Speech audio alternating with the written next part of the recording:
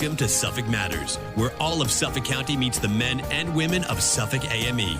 News, opinions, and insights you won't hear anywhere else. Here's your host, the president of New York's largest independent union, Suffolk AME's Dan Levler. Welcome to another edition of Suffolk Matters on Walk 97.5 and 94.3 The Shark, where Suffolk County meets the men and women of Suffolk AME.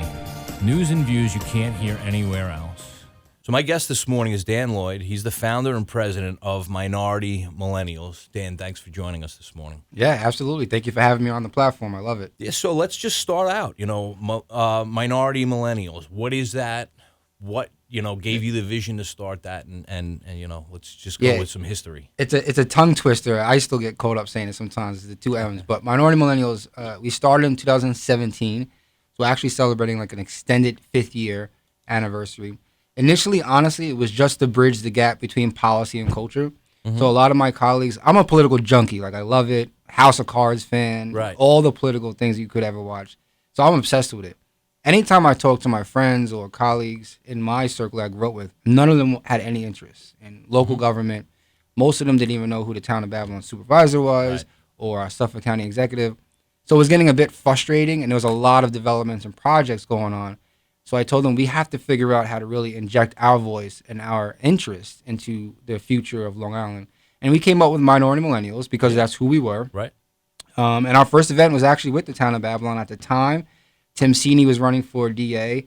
Errol Toulon had just jumped into the race for sheriff. So we did a meet the candidates with the entire town, Richie Safer Slate, and the DA and Errol Toulon. And that was our first event. Great turnout.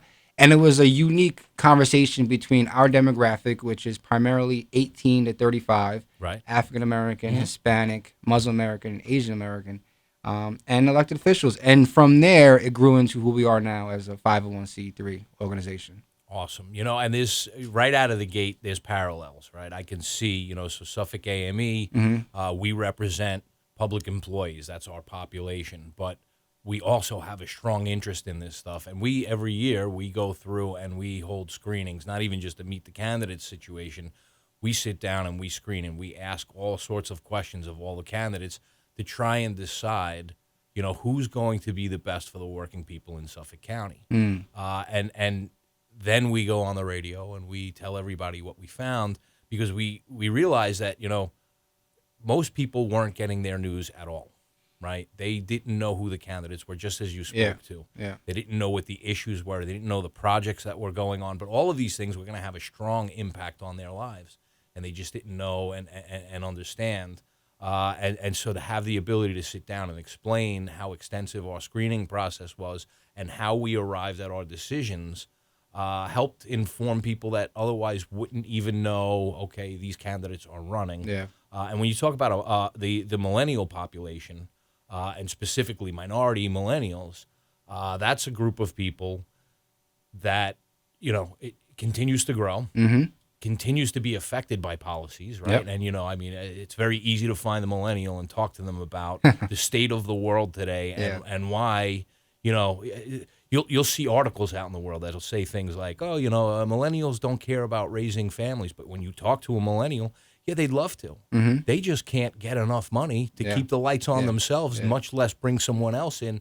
And being plugged in, understanding these issues, having a voice, and fighting for what is necessary for that generation. I got to commend you. This is a great idea. And so tell me, how's that been going, right? Yeah, it's definitely been an uphill battle. There's good points, there's bad points. I think one of the interesting things for us is that our demographic sometimes leans a lot left, and as a C3, we have to stay bipartisan. We have to stay, central and neutral, and so it has been a little difficult to kind of lobby and advocate for the needs of our members in our group without kind of teetering the lines of who we're supporting and whatnot. That's probably been the biggest barrier, because when you're motivating and trying to rally a group, you do want to focus on specific solutions and topics. And I think the main things that we've really been able to have success on is topics like affordable housing, financial health, and workforce development. So that's where we kind of grew our mission from. We were trying to figure it out because it was going all over the place, to be honest with you. Yeah. You know, we were going to this rally, that rally, and I was losing my mind. We also lost a lot of members because they wanted us to do certain things that I just wasn't comfortable with as a founder, and also understanding how Long Island works. Right. You know, so sometimes you have different interests from out of state and other places. I grew up here. I'm a native Long Islander. I love Long Island. I'm probably going to be here for the rest of my life and raise my family here. So I understood that there was nuances that we had to really align with to make sure that we were getting things done. So now our mission is to help young people of color access jobs, build wealth, and become civically engaged. So we focus on those three core components. Yeah, and that makes a lot of sense. And, you know, you talk about folks from around the country, but even just in the state, you know, we have urban, we have rural, and we have suburban. Yeah. And when you deal with policies, right, some of these policies flow through from the state. A lot of municipalities, whether it's townships, county government, or whatever, they're acting as an arm of state government or federal government to provide services to the citizens. And so having a focused message and to gain that civic engagement, you really need that focused message. And I think those are great areas where you focus your engagement. That happens to be where we focus our engagement as well. You know, and again, our population, we're looking at public workers, and we want to know that public workers are taken care of. But the secondary aspect of that is workers in general, which includes everybody in your group as well. Yep. So I think that's great. And that's the ethos of Long Island and Suffolk County in general. You know, like most of the wealth and the equity was built off of that working middle class. That was the vision, right, for the American dream. So we're still trying to pursue that dream and get our demographic educated on that. Although things are changing a lot, you know, right now the interest rates and everything is crazy with home ownership and whatnot. But that's definitely part of the goal. But you talk about things changing, you know, things like CPI and interest rates and how those things interconnect. And not everybody, you know, people sometimes they glaze over, but it's all policy that drives this. Exactly. So you've elected somebody who made a bad decision, and you may have elected them by not participating at all. Because had you participated, that person wouldn't have gotten in, and your interests would have been represented. And that's why, you know, I think politics and policy, these things go hand in hand and are very important for your day-to-day life. I couldn't agree. Our focus is always civic education. That was why we started. And I always tell some of our members, you know, I just want to make money and I want to be an entrepreneur. That's great. But even if you become a billionaire, guess what?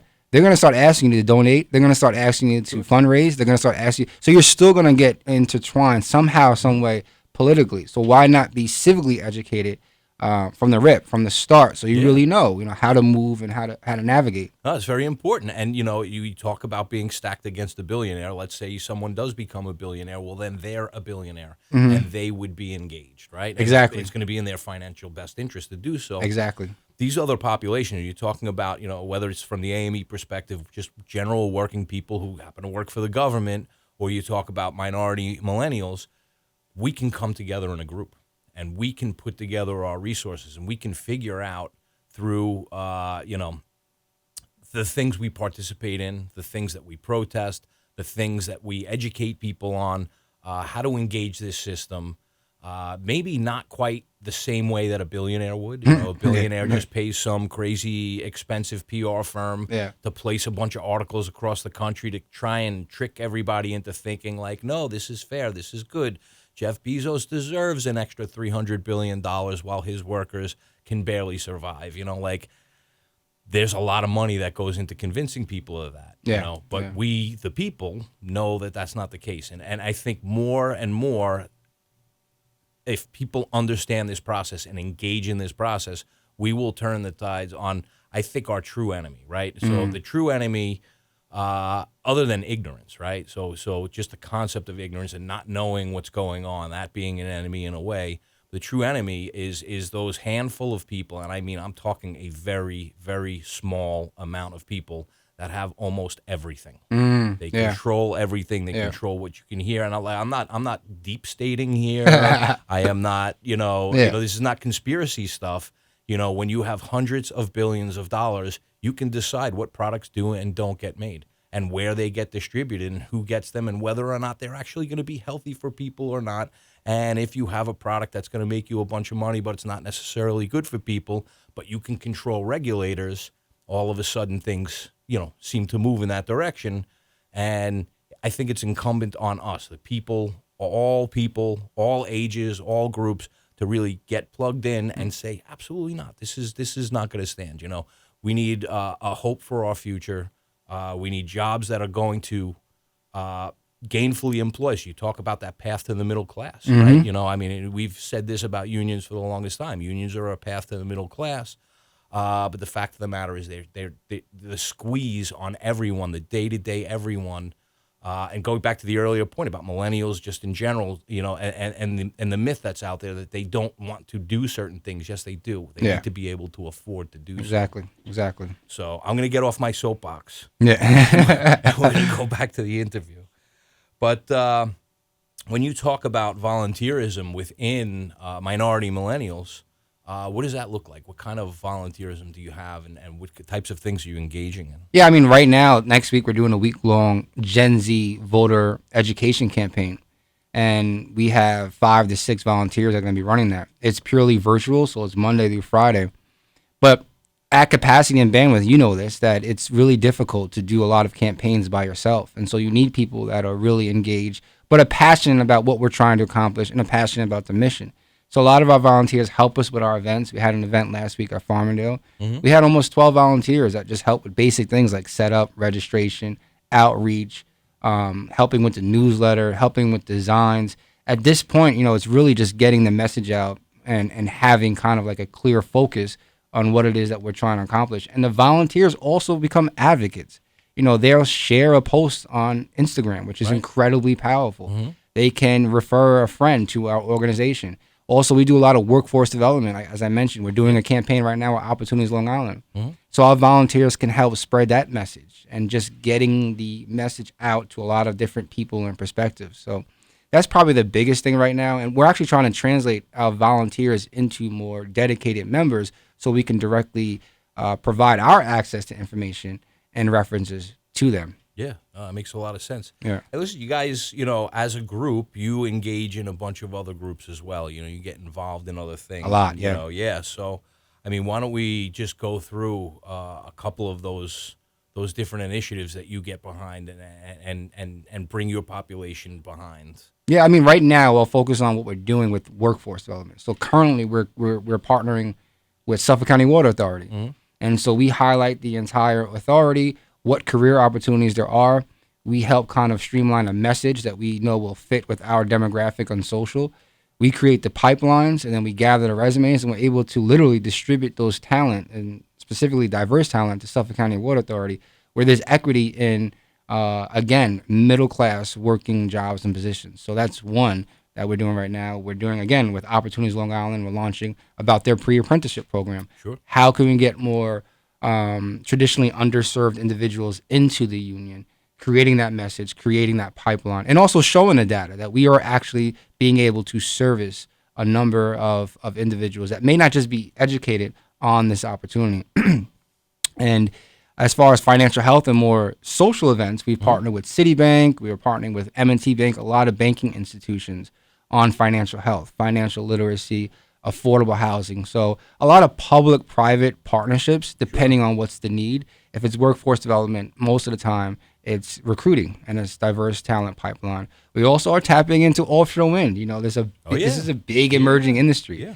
So we are actively setting up meetings with all 8 developers and trying to let them know who we are and what we are capable of doing. And we really want to make sure, just as all the unions are doing, that our demographic is included in this probably billion-dollar, trillion-dollar industry. And honestly, no matter where people sit on the issue, it's the future, right? Things we know, whether or not what political party you're from or whatever, the fact of the matter is, if we don't start as a population of this planet moving in the direction of renewables, that's going to be disastrous for us. And I don't think that part of it is really disputable. I know some people would like to dispute that.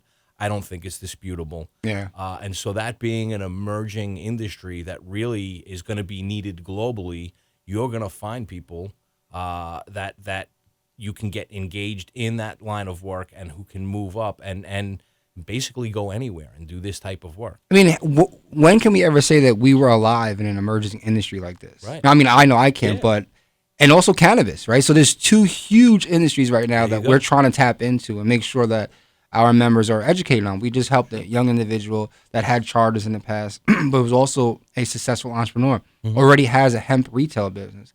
And we were able to connect him to the town of Babylon because they're one of the towns that opted in and supported him through the application process. And it's all submitted. So could be a great case example of what the mission of the state was and really getting some equity in cannabis. But two huge new emerging industries everyone is learning about. There's not really any experts, so we can't sit here and frown upon or it's the wild, wild west in these industries, and that's a good thing. Yeah, no, it's absolutely a good thing, and it's good to have people who are civically engaged, right? Civic minded, having a view of community when they get involved in these things. Because I can picture in my head right now someone octogenerational, groaning about just even mentioning hemp. But I think what you're really talking about is having people that have the mindset necessary to help develop what this industry is going to be with a focus on community. Yeah. So I think that's big. So recently you had done some stuff over at Farmingdale College, talking about financial health.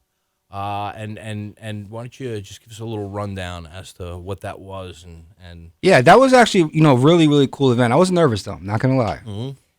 I was nervous because I wasn't sure if the topic would draw right. an attendance.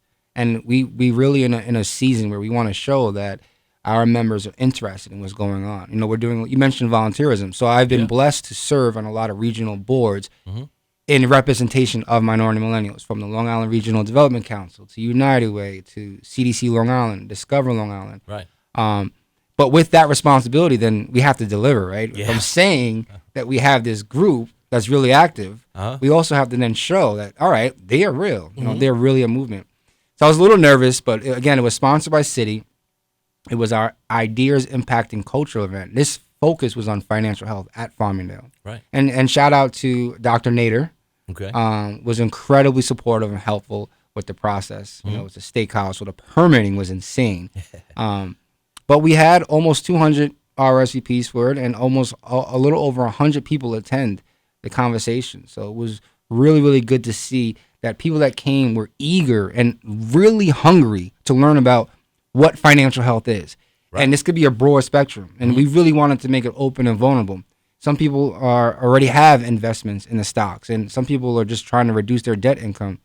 And we wanted everyone that attended to leave knowing where they stood financially, right, and how healthy it is to know that. So we had the student loan doctor. Her name is Sonia Lewis, nationally recognized speaker. She came. There was a Fed announcement that night. She was able to give us that information on time, in real time. Nice. We had a gentleman named MG, the mortgage guy, incredibly huge, knowledgeable speaker, national speaker. He was there. So we really brought some national heavy hitters right here to Long Island, and was able to impart value and information. And I truly believe that everyone left that event feeling a little more confident, regardless if they were in thousands of dollars of debt, had no equity, no net assets, including myself. I had to take a look at where am I at financially, am I financially healthy? Everyone should. Yeah. So it was a really good event, and we're going to be doing a lot more of those. No, that's awesome. I think that's great. Yeah. That kind of leads me into the next topic, just talking about affordable housing. I don't know too many people in the millennial range of ages that are looking at housing the way I think my parents did. My parents were buying a house for a severe fraction of what houses are going for right now. They were earning, the value of the dollar was very different back then, so the percentage of what they earned that had to go into housing was very different. Yeah. And this has got to be an absolutely daunting process to sit down and say, okay, I am, I'm at the point in my life where I want my own piece of property. I want housing. I want, whatever. How, right? Yeah. So. Yeah, it's always funny because, to put into perspective, my great-grandparents bought a house for $8,000. It was World War II veteran. And probably a 30-year mortgage on that, right? I'm not sure, but you're definitely, But I know people. and you put that in context with inflation, the houses would have been to buy about 180,000. So even if it was 180,000, I'll take that right now. Sure. So it's always a little bit of comedy when I hear people say, just work and stop complaining. And I'm like, well, we are working. And some of us are making pretty good money. Yeah. The average house is now $500,000. So just look at that 20% down payment. Right. It's a big difference in 20% down payment on $8,000. And actually, most of them didn't have to put down a down payment at that time. So it's really a different time.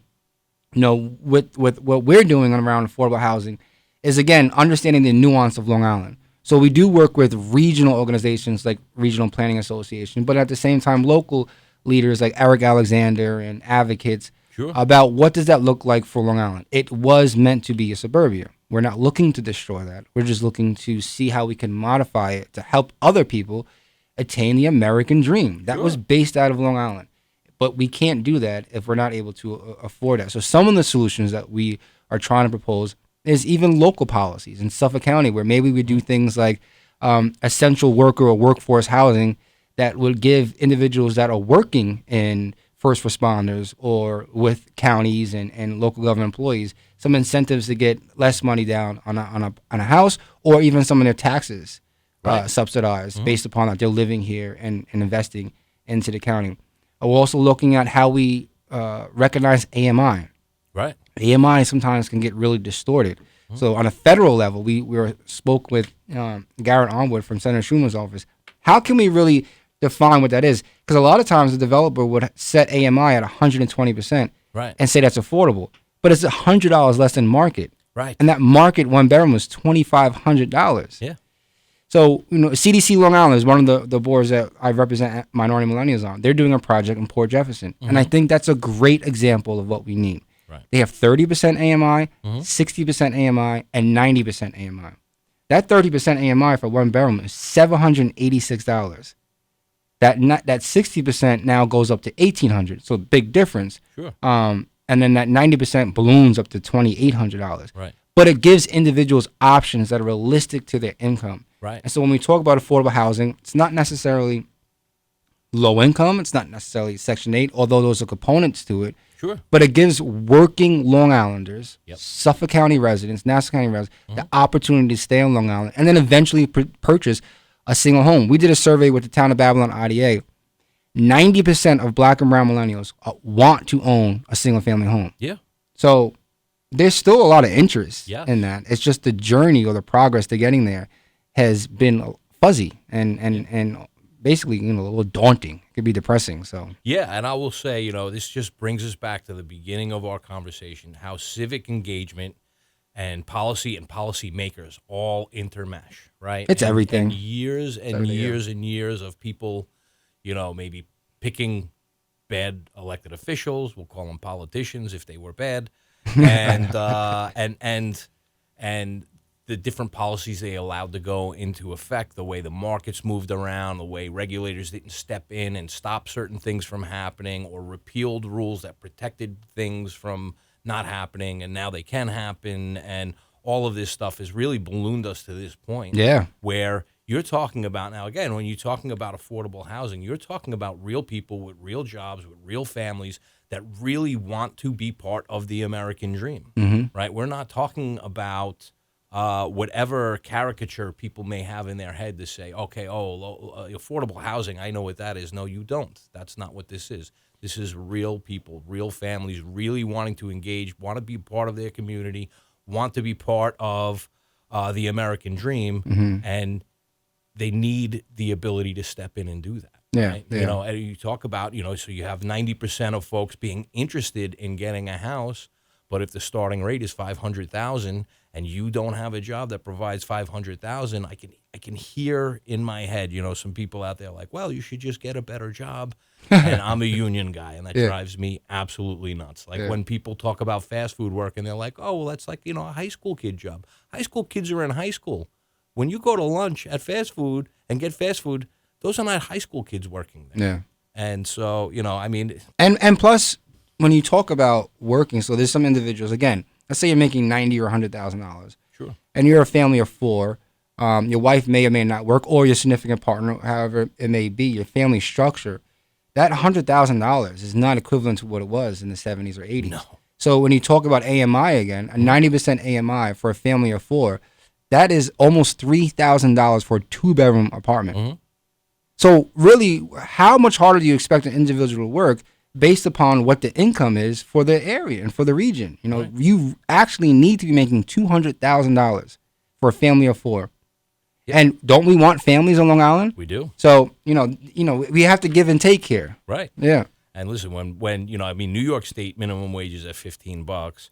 The national is $7.25. There's 0 states. That's zero $7.25 states. is insane. 0 states in the United States of America where you can work a minimum wage job. And minimum wage was decided, you know, when it was created, it was to give dignity to work, and anyone who had a full-time job would be able to afford a house, food, a family, transportation, all of that stuff. There was dignity in work when this stuff was created. At $7.25 an hour, there is 0 states in this country where you can get by on minimum wage. Yeah, it doesn't parallel with quality of life. And I've heard the argument like, well, you know, if we start paying people fairly what they actually deserve and give them dignity in work, then my hamburger is going to cost $35. No, it won't. Yeah. They sell lots of burgers. There is another country on this planet that gives their workers 6 weeks paid vacation, pays them a minimum starting salary of, I think it's $21 or $22 an hour, just day one when you step in to flip a burger. That's what you get. And their prices for their burgers are less than they are here. Yeah. Profit and greed is what really drives this huge disparity here. And that goes back to I'll be quick, but that goes back to what we were talking about in the beginning with the big guys, right? Yeah. The big players in the industry. And that's why there is people making sure there's unions in institutions like Amazon and now Starbucks across Long Island, because it's just we are not able to attain a proper quality of life. And the big people are actually making 100% of interest and returns in the pandemic. And in the last 2 years, they're the ones that are profiting the most. So billions and billions of dollars, which, by the way, like if you took every billionaire and left them with $1 billion and took everything that was more than $1 billion and equally distributed that every single tree, there would be a world of difference. Single body's life would improve drastically. Yeah. But we are allowing, again, by not being civically engaged, by not holding our elected officials accountable, by allowing bad policies to be in place, we are allowing these people to hoard a level of wealth they could not spend in their life. Yeah. At the cost of regular, everyday people not being able to afford a simple 2-bedroom apartment. Mm-hmm. And that's not an attack on capitalism either. It's just saying that we have to really understand how do we maintain the beauty of America, right? Again, the American dream. We have to re-look at how we're helping the little person reach that dream and the channels and opportunities that are accessible to them. So just in closing, I just want to talk to you a little bit about the importance of government services and how that affects the underserved communities. So, you know, in obviously AME, we represent the folks that are providing those services, and we have an interest in making sure that we have enough people to do those jobs, to make sure that the underserved communities are also having their needs met. But, what are you guys looking at in terms of policy for elected officials to ensure that government services are reaching the populations that you're representing? Yeah, I think the main policy right now that we're focusing on is definitely housing, and how housing is essential to quality of life and to allowing a person to feel like they can pursue their dreams. And then couple that with financial health, and what policies or resources that the government can provide to residents within their local township or their county. The last I would say is health. I mean, we saw that in the pandemic. Financial health and physical health are completely intertwined. And, what other services that the county or local government could provide when it comes to access to health care or access to affordable housing. Because that all, again, is the process of an individual's quality of life. It always goes back to that. And I think that would help reduce a lot of the impediments and, the negatives that surround a lot of underserved communities, majority minority communities, Right. is really just being able to tap into what are the resources. Aside from policies on affordable housing, I think it's really just kind of figuring out how we do outreach and education. Right. That's the biggest frustration for me personally and professionally. And just now in a meeting with CDC, they sometimes leave millions of dollars on the table because people are just not aware of the programs. We just had probably $1 billion investment of ARPA funding from the state going into the state federally. Were a lot of people aware of the funding or how they can access that funding? Right. How much pandemic money, well, a lot of it was stolen, but how much pandemic money was really getting to the individuals that needed it? And was that communicated properly so that they can actually fill out the application and qualify? Sure. So I would say the two biggest policies for us is affordable housing and then outreach and education, and how that's done. That could be just specifically do an RFP process that is really publicly put out there. And then the metrics of that outreach and education is tracks. Are people learning about the resources and careers that are available on a local level? My guest this morning, Dan Lloyd, he's the founder and president of Minority Millennials. Dan, it was great speaking to you this morning. I apologize for getting a little on my soapbox, but, our messages are very closely aligned. We're both looking out for, good people who just want to be part of the communities that they're in. I love it, and thank you. Thank you for the platform. I love the platform, everything that Suffolk AME does, you and as well as Ryan, and I'm looking forward to further partnerships, collaborations on some issues, and we both could get on the soap. Hopefully, thousands of us get on the soapbox. That's what we need. Yeah, that's what we need. Yeah. So, well, thanks again, Dan, and to our listeners, we'll speak to you next week.